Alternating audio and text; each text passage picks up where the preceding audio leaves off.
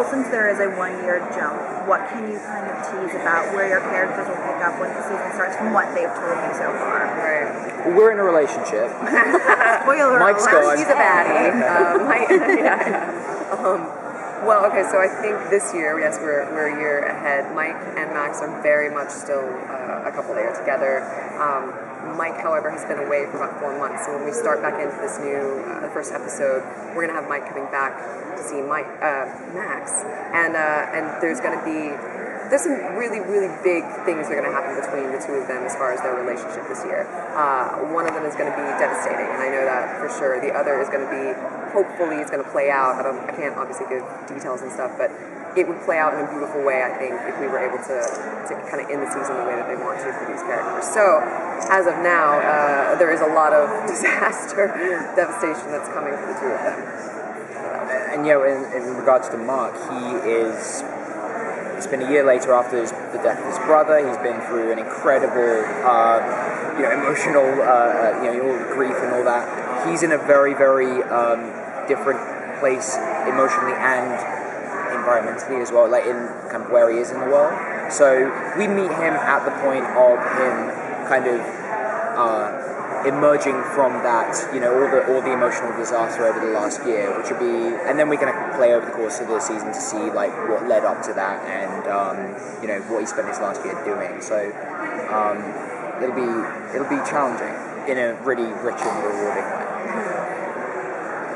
And they said during the panel that Mark is going to be hiding in plain sight. Can you elaborate a little bit more on what he's been? Without giving anything away, no, not really. It's I really can't.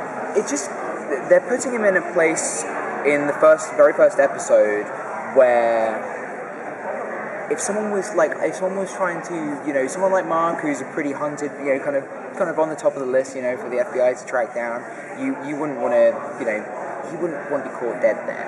So I think, again, challenge for the writers, challenge for myself to, kind of pull that off. But playing that out over the course of the season and seeing, what his character does with that is going to be really, really fascinating.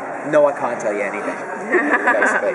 Will Mark be holding any grudges still a year later, and what would those be? Oh, sure. Like who is he blaming for what happens a year later? I know at the very end of last season, he kind of had this idea with Luke that after Luke got killed, that he got that alternate ending actually where he killed Joe Carroll. He was like, he said, turns to him and says, "I got one of them. I got, that's one of them. There's still more to go."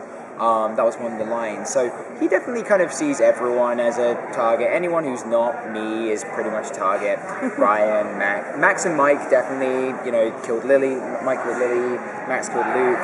I think that Ryan is just kind of the breeder of all that. So, I'll take him out too. I think he holds grudges against all those people, and I can imagine clearing his, kind of idea of making up for, the loss of his family would be striking these guys off the list. Last question. Where is Max going to fit into the new threat on New York when the season gets out? How's she going to fit into the new threat? Well, it's going to be tough because she is, Ryan and Mike at some point will sort of be put to a test, okay? And Max is going to be the one that is in between the two of them. She is the one that's also trying to figure out the psychological killer. She's trying to profile him with these guys. But I think for her, it's going to be a tough one because she is going to be trying to juggle so many things while also keeping her job and while hopefully getting to kick some butt. But is she going to be directly hunted? Is she going to be captured or anything like that? I don't think that this season is going to be necessarily about that. I think it is about this ominous sort of force that is coming from one, specific force. But that being set over New York and us as kind of good guys or whatever, sort of running around within it, trying to figure it out. It's not going to be like a direct, as far as I know so far. Rather than many serial killers, and we see them already, and we know who they are. Right. We're gonna not know. Getting back to the roots of not knowing. Yeah. But slowly piecing it together. Like, I don't know if we actually said this in any of the panels.